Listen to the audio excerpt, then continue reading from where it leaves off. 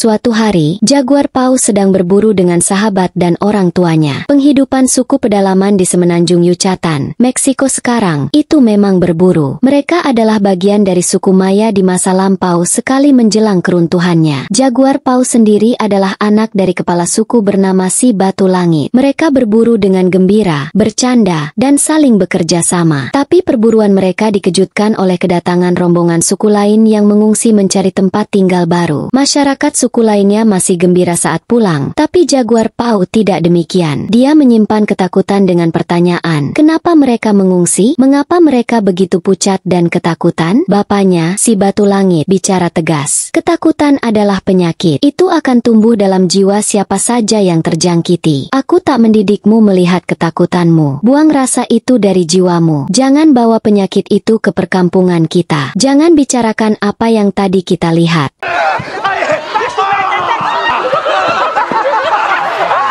Jaguar Pau memang tidak bicara kepada siapapun, dan ketakutan itu memang terbukti menjelang subuh. Saat semuanya terlelap dalam tidur, sebuah pasukan dari suku lain menyerbu, membakar perkampungan, menghabisi siapapun yang melawan, dan menawan siapapun yang dianggap masih kuat. Pasukan terlatih itu mengikat Jaguar Pau dan masyarakat lainnya dalam sebuah bambu panjang, lalu menggiringnya entah mau kemana. Si Batu Langit yang diketahui sebagai ketua suku dihabisi di depan anak dan masyarakat lainnya. Untungnya istri Jaguar Pau, si kura-kura berlari yang sedang hamil, dan anak mereka sempat bersembunyi di sebuah sumur.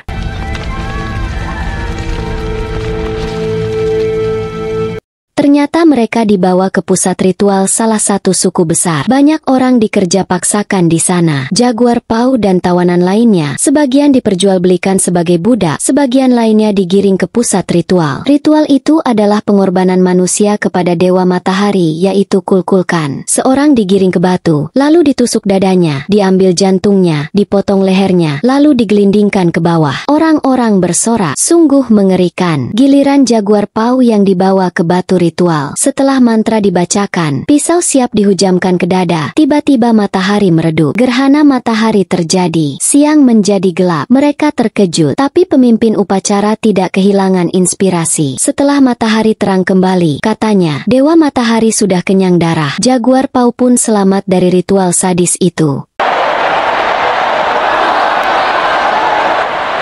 Jaguar Pau dan tahanan lainnya kemudian digiring ke sebuah lapangan yang berbatasan dengan kebun jagung terbengkalai dan hutan. Komandan kejam bicara, kalian bebas tapi harus selamat menyeberangi lapangan ini. Dua orang lalu dilepas. Ragu-ragu mereka berlari. Ketika dilihatnya mereka mau dipanah, mereka pun berlari kencang. Tapi pemanah, pelempar tombak, batu, dan senjata lainnya sudah mengincar. Mereka pun mati sebelum sampai di ujung lapangan. Prajurit suku sadis itu pun tertawa merasa terhibur. Bila ada yang sampai di ujung lapangan, di sana sudah ada anak kepala prajurit menghantam dengan pemukul dan menusuk dengan pisau.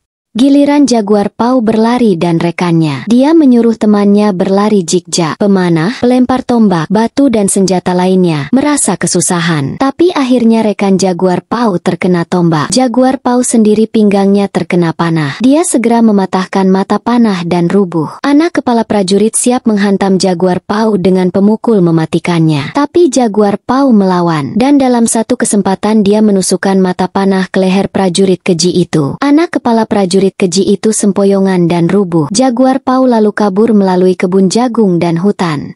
Kepala prajurit marah besar melihat anaknya sekarat. Dia dan pasukannya lalu mengejar Jaguar Pau. Karena lelah si Jaguar bersembunyi di pohon. Tapi ternyata di pohon ada Jaguar sedang beranak. Si Jaguar pun dikejar Jaguar. Pasukan kejam merasakan Jaguar Pau sedang berlari ke arah mereka. Mereka pun menunggu dan mengejar. Ternyata begitu masuk ke jalur Jaguar Pau lari mereka diterkam Jaguar. Mati satu. Seorang lagi dipatuk ular dan sekarat seketika. Tapi pasukan kejam itu terus mengejar.